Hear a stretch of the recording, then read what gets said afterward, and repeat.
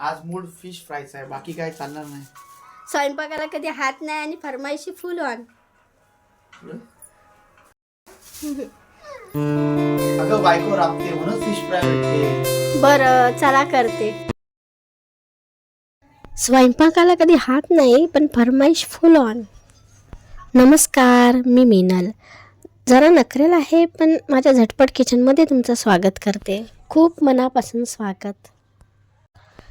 इतकं माझ्या मागच्या व्हिडिओला प्रेम मिळालं की फिश फ्राय आपोआप क्रिस्पी होईल. आज आपण मस्त असा कुरकुरीत फिश फ्राय करणार आहोत. आज आपण फिश फ्राय कसा करायचा ते बघूया. कुरकुरीत गॅरंटी. कारण मासा तळताना खूप जणांची तक्रार असते, माशावर जो रवा असतो ना, रवा मसाल्याला नीट चिकटतो का नाही याची फुल टेस्टिंग आज. मासा तळताना मसाला एकीकडे जातो आणि मासा एकीकडे, हा प्रॉब्लेम आज. शेवटी आपण फिश फ्रायची नक्की रेसिपी बघणार आहोत, ज्यामुळे मसाला एकीकडे आणि मासा एकीकडे जाणार नाही. अशा छान छान रेसिपीबद्दल आपण पुढेही भेटत राहणार आहोत. त्याच्यासाठी झटपट किचनला येऊन आणि काहीतरी मस्त बनवूया. आणि अशीच छान छान रेसिपीसाठी चॅनलला सबस्क्राईब देखील करा. चला, इथं अर्धा किलो सुरमईपासून सुरुवात करूया. फिश रेडी करून ठेवला आहे, यावर पाणी घातलं आहे, स्वच्छ धुवून घेतले आहे. आता मासा स्वच्छ धुवून झाला की एकदा पाणी निथळून घ्यायचं. सुती कापड किंवा टिश्यू पेपर घेऊन हलके हलके पाणी पुसायचं. सगळं पाणी हळूहळू काढून टाकायचं. फक्त हलकासा हात फिरवायचा. पाणी हळूहळू काढून घेतलं की आता मॅरिनेशन सुरू. खूप कोरडं नाही करायचं, आतून थोडंसं पाणी राहू द्यायचं, हळूहळू काढून घ्यायचं. आणि आता आपण पहिलं मॅरिनेशन करूया. आपल्याला करायचं असेल तर काहीजण मासा जास्त कोरडा करतात, काहीजण कोकमच्या आगळमध्येच मॅरिनेशन झालेलं असतं. इथं थोडासा लिंबाचा रस घालूया. पहिल्या मॅरिनेशनला काहीजण लिंबाचा रस वापरतात, काहीजण चिंचेचं पाणी लावतात, तर काहीजण कोकम वापरतात. वेगळी पद्धत असते, पण मी इथे लिंबाचा रस वापरते. लिंबू सगळ्यांच्या घरी सहज मिळतं, म्हणून मी इथे लिंबाचा रस वापरते. लिंबाचा रस घालून सगळं नीट एकत्र करून घ्यायचं. मॅरिनेट करणं गरजेचं आहे, त्यामुळे मसाला वरून लागतो पण मासा आतून रस्ता राहतो. आता लिंबाचा रस झाला. आता पुढे घरातलेच हलके मसाले घालूया. वेगळं काही नाही, जे तळणीचे मसाले घरात असतात तेच वापरायचे. पहिल्यांदा आलं लसूण पेस्ट घालून मिक्स करून घेऊया. एक मोठा चमचा 1 टेबलस्पून घालूया आलं लसूण पेस्ट घालूया. हळद घालूया.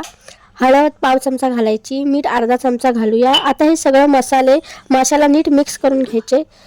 प्रत्येक तुकड्याला मसाल्यांचं छान कोटिंग करून घेऊया. सुंदर असे मॅरिनेट झालेले आहेत. आता हे 15-20 मिनटं बाजूला ठेवूया. फक्त 15 मिनटं झाकण ठेवून बाजूला ठेवूया. मुरण्यासाठी तेवढंच ठेवायचं, जास्त वेळ मुरवायची काही गरज नाही. 15 मिनटं पुरेसे झालं तर आता आपल्याला पुढच्या स्टेप करूया. चला, आता फिश फ्राय करण्यासाठी मासा मस्तपैकी तयार आहे.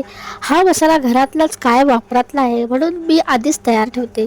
घरातला मसाला पण टेस्ट भारी. हा मसाल्याचा परफेक्ट मिक्स आहे. सगळ्यात आधी यामध्ये लाल तिखट घालायचे. इथे 8 पीस आहेत. लाल तिखट 8 चमचे घालायचे.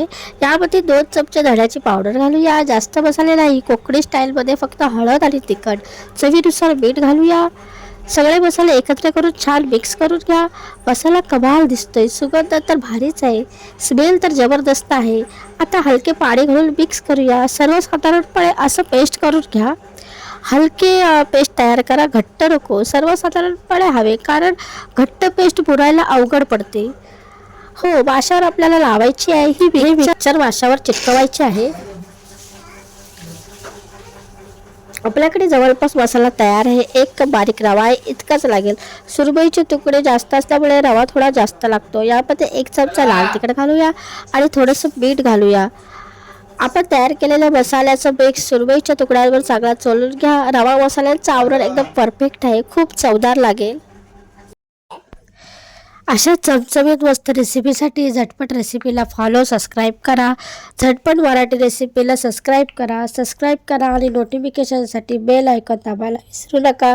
बेल आयकॉनवरती क्लिक करा. झालीत 20 मिनटं. हा सुरमई फिश मॅरिनेट करण्यासाठी 20 मिनिटं ठेवला होता. मुरण्यासाठी मॅरिनेटमध्ये ठेवला आहे. आता या मसाल्याचा वापर करून फिश फ्राय सुरू करूया. हा मसाला वापरायचा आहे आणि हा प्रत्येक माशाला नीट लावायचा आहे. प्रत्येक माशाला दोन्ही बाजूनी मसाला नीट लावून घ्या. बाजूनी हे बघा, वा वा वा, एकदम मस्त झालंय. दिसायलाही भारी आणि चव तर अजूनच जबरदस्त येणार. काय दिसतंय, एकदम मस्त कुरकुरीत आणि तोंडाला पाणी सुटेल असं. मसाला प्रत्येक तुकड्याला परफेक्ट बसलाय. नीट कोट करून घ्यायचं. बघा, मी तर हे खाते, पण जे खात नाही त्यानेही घरच्यांसाठी बनवले तरी चालेल असं आहे. तिखट आहे पण माशाची चव दबत नाही.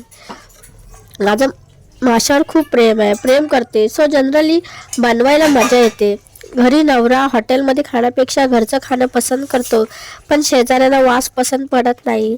शेजाऱ्यांचा विचार करून मी दुपारीच बनवते, तेव्हा चाळ शांत असते. आयुष्यात भाज्या कमी, मच्छी जास्त खाल्ल्या आहेत. जे दूरपर्यंत खाणार नाहीत, पण घरातले जर खात असतील तर अशा प्रकारे करायला काहीच हरकत नाही.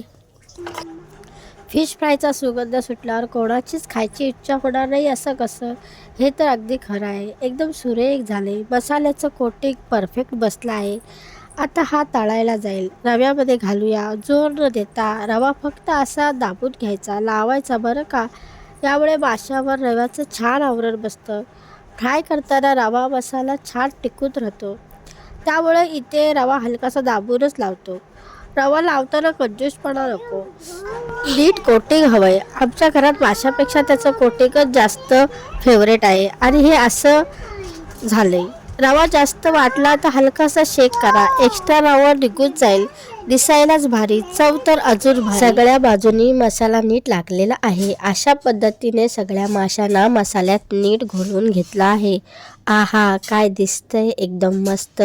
तोंडाला पाणी सुटेल असं. रव्याचं कोटिंग बसलंय आणि रंग तर भारीच आलाय. चला, आता मासा तळायला सुरुवात केलेली आहे. तेल पसरणार नाही असं मासा हळूच टाका. जाड बुडाचा तवा असल्यामुळे मासा छान तळतो. मी जाड लोखंडी तवा घेतलाय. तवा मध्यम आचेवर गरम करतोय. मासा टाकण्याआधी तवा चांगला तापलेला हवा. तेल टाकायचं आणि तेल चांगलं कडकडीत गरम करायचं. तेल नीट तापेपर्यंत थांबायचं. तेल तापलं की गॅस मध्यम आचेवर आणायचा. थोडेसे लहान तुकडे करून घ्या, म्हणजे सगळे मस्त सारखे तळले जातील. कमी तेल वापरूनही मस्त कुरकुरीत फ्राय होतो. तेल कमी तापलेलं असले तर रवा सुटतो आणि फ्राय नीट होत नाही. तेल छान गरम असेल तर रवा तेलामध्ये पसरून जात नाही. आधी हलकी वाफ आली पाहिजे, मगच मासा टाकायचा. चला बघा, किती छान आवाज येतोय. मासा कधीच मंद आचेवर तळायचा नाही. जसा आपण दिवाळीचा फराळ तळतो तसा. मासा जास्त वेळ तळला तर कुरकुरीत न राहता गिलगिलीत पडतो. ओव्हर फ्राय झाला की चव जाते. रसाळ